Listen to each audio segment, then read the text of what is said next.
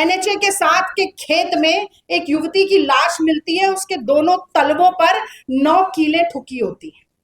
रहते हैं, उनसे जब झूठ बोल सकते हैं तो बाकी लोग 140 करोड़ लोगों से झूठ बोलना बड़ी आसान बात है।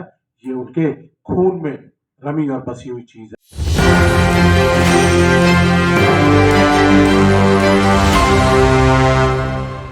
देख सकते हैं इस लड़के को अग्निवीर होने के नाते इसको बाहर निकाल दिया गया, कोई बेनिफिट नहीं दिया गया। राहुल गांधी जी ने बिहार यात्रा के अंदर 2 महीने पहले इस लड़के की आवाज को उठाया था। उसके बाद डिफेंस मिनिस्ट्री चली और उसके बाद कांटेक्ट किया गया, लेकिन अभी भी कोई भी इनको जो बेनिफिट्स है वो नहीं मिल पा रहे। साथियों, ऐसे एक जायसवाल नहीं, अमरनाथ जायसवाल एक नहीं है, ऐसे और उनके मंत्रिमंडल का, उनके साथियों का। उसी को आगे बढ़ाते हुए मैं कहना चाहूंगा कि जो देश के सैनिकों का जो अपनी कुर्बानी देने के लिए -60 डिग्री से 60 डिग्री तक के टेम्परेचर के अंदर मरने के लिए, तपने के लिए, लड़ने के लिए, देश की सुरक्षा के लिए खड़े रहते हैं, उनसे जब झूठ बोल सकते हैं तो बाकी लोग 140 करोड़ लोगों से झूठ बोलना बड़ी आसान बात है। ये उनके खून में रमी और बसी हुई चीज है। तो ये झूठ बोलने का तंत्र हमें खत्म करना है। तो साथियों, एक दोहे के साथ मैं शुरू करना चाहूंगा। कभी ठंड में ठिठुर कर देख लेना।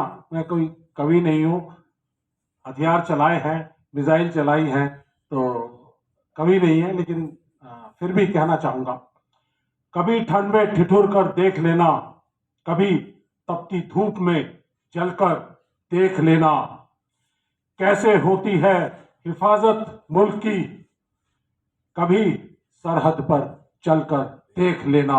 मोदी जी, कभी चलकर देख लेना। आप वर्दी में उनके साथ जाकर होली दिवाली के समय तो बिताते हैं, लेकिन जब उनके अधिकारों की बात आती है तो आप कहीं ना कहीं पर छुप जाते हैं और उनकी वेलफेयर करने के लिए और देश की सुरक्षा को पूरा चाक चौबंद करने के लिए कहीं ना कहीं चूक जाते हैं। तो साथियों, बिहार का एक एक युवा अपने दिल में सपना लेकर जवान होता है कि मैं देश की सेना के अंदर भर्ती होऊंगा और देश की सुरक्षा करूंगा। याद रहे कि बिहार देश की सेनाओं में 11% युवा भेजने का काम करता है। देश के पूर्व सैनिकों में 11% पूर्व सैनिक पैरामिलिट्री फोर्सेस में, सेनाओं में बिहार से आते हैं और उनका सपना तोड़ने का काम मोदी सरकार ने बखूब किया। पहले तो उनके ऊपर थोपा अग्निवीर जैसी योजना, जो ना युवाओं के लिए सही थी और ना ही देश की सुरक्षा के लिए सही थी। हमने देखा 2022 के अंदर जिस तरह से पटना के अंदर कितना बड़ा जन आंदोलन युवाओं ने किया। आक्रोश था उनके दिल में, क्योंकि वो देश की सेवा करना चाहते थे, रेगुलर सैनिक बनना चाहते थे, लेकिन उनके सपनों को तोड़ने का काम मोदी सरकार ने किया। और उसके बाद सबसे बड़ी चोट अब, क्योंकि अगले साल से अग्निवीर 4 साल की अपनी सेवा पूरी कर कर वापिस आएंगे और उनके सपनों पर, उनके भविष्य पर सबसे बड़ी चोट मोदी सरकार ने इस नोटिफिकेशन के जरिए दी है, मारी है कि वो 4 साल सेना में अग्निवीर रहे, ऑप्शन 2 में काम किया, लेकिन अब उनको मिनिस्ट्री ऑफ होम के नोटिफिकेशन के जरिए सिक्योरिटी गार्ड के तौर पर उनकी एब्जॉर्प्शन प्राइवेट सिक्योरिटी एजेंसीज में करनी शुरू कर रहे हैं। यह शर्मनाक बात है। क्या आप चाहेंगे देश का सैनिक जो 4 साल तक देश की सेना के अंदर काम करके आया है, क्या वो किसी अंबानी और अडानी की सेना के अंदर, प्राइवेट सेना के अंदर जाकर या उनकी सिक्योरिटी एजेंसी के अंदर जाकर सिक्योरिटी गार्ड का काम करे? ये भविष्य देश के और बिहार के युवाओं ने क्या अपने लिए देखा था? नहीं देखा था। ये नोटिफिकेशन कहता है कि मिनिस्ट्री ऑफ होम का है और ये कहता है आखिर में कि ये होम सेक्रेटरी की इजाजत से इशू किया हुआ नोटिफिकेशन है। हम इसकी कॉपी आपको देंगे। इसका मतलब ये अमित शाह जी की नाक के नीचे ये नोटिफिकेशन उनकी हामी के साथ निकला है।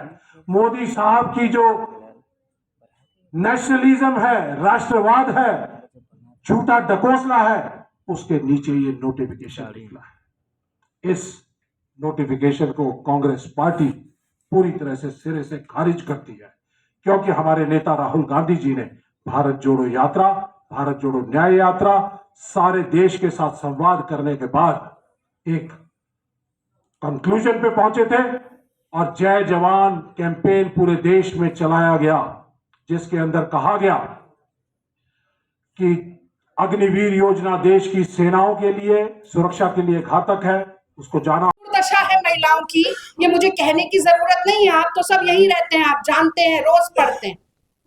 पर मैं कुछ घटनाएं जरूर यहां पर बताना चाहूंगी कि हमें भूलना नहीं चाहिए।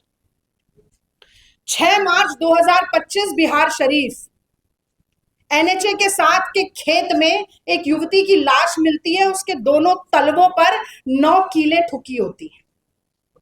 1 जून 2025 मुजफ्फरनगर, सब पूरे देश ने देखा था, 11 साल की दलित बच्ची का बलात्कार होता है, 20 बार चाकू घोंपा जाता है, आती है वो इलाज के लिए पटना और पड़ी रहती है, एम्बुलेंस में मर जाती है। 19 जुलाई 2025 गया जी में परीक्षण देने गई एक पुलिस सैन्य अभ्यर्थी बेहोश हो जाती है, एम्बुलेंस में उसे ले जाया जाता है कि इलाज के लिए ले जाएंगे, उसी एम्बुलेंस में उसका सामूहिक बलात्कार होता है। 1 अक्टूबर बेगूसराय, एक 13 साल की छोटी सी बच्ची रामलीला देखकर वापस लौटती है, उसका बलात्कार होता है, हत्या होती है और उसे पोखर में फेंक दिया जाता है। ये महिला सशक्तिकरण हो रहा है बिहार में।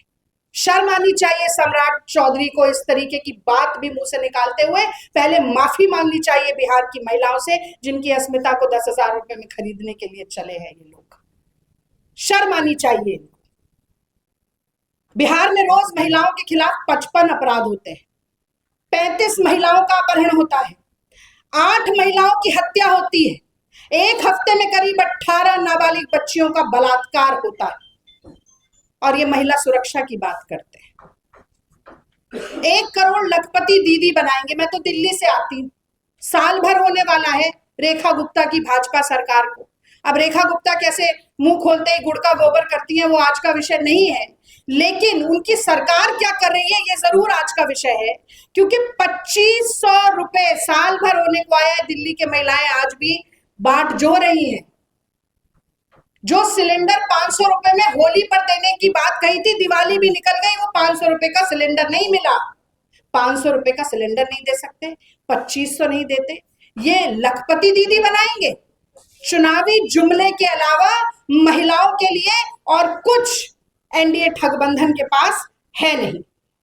और तो और जो माइक्रो फाइनेंस माफिया है, उसने आर्थिक मदद करने के बजाय महिलाओं को लूटना शुरू कर दिया है।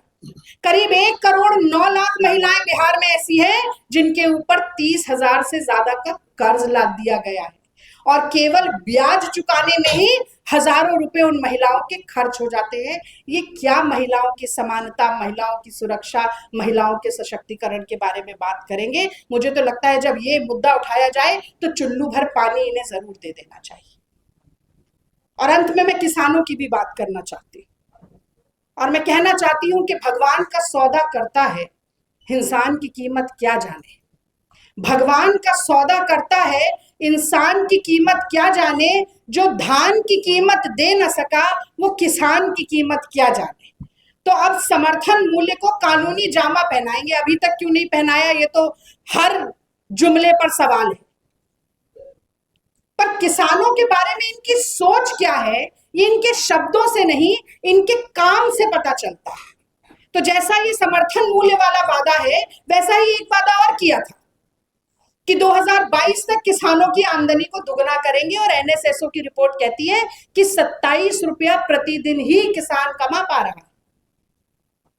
यूपीए सरकार ने 72,000 करोड़ रुपए का ऋण माफ किया था किसानों का। कर्जा माफी तो छोड़ दीजिए, मोदी जी तो 3 काले कानून लेकर आ गए थे और आंदोलनजीवी, खालिस्तानी, आतंकवादी और न जाने क्या क्या बोल दिया अन्नदाता को। इतना अत्याचार किया कि 700 किसान शहीद हो गए। ये कोई भूल सकता है क्या? और खुद केंद्र सरकार ये बताती है कि बिहार सरकार ने लागत के आधार पर समर्थन मूल्य की सिफारिश देना अब पूरी तरह से बंद कर दिया है। और तो और 30,000 रुपए प्रति हेक्टेयर का खर्चा किसानों का बढ़ाकर अब कह रहे हैं कि हम 8 रुपया प्रतिदिन अतिरिक्त दे देंगे आपको, यानी कि करीब 3,000 रुपए महीना, माफ कीजिए साल। 30,000 रुपए की लागत बढ़ा दी और 3,000 रुपए की सहायता कर दी। तो ये तो ऊंट के मुंह में जीरा भी नहीं हुआ। इस तरीके से मुझे लगता है कि हम तो, अभय जी अगर प्रेस वार्ता में इनके झूठे जुमले बता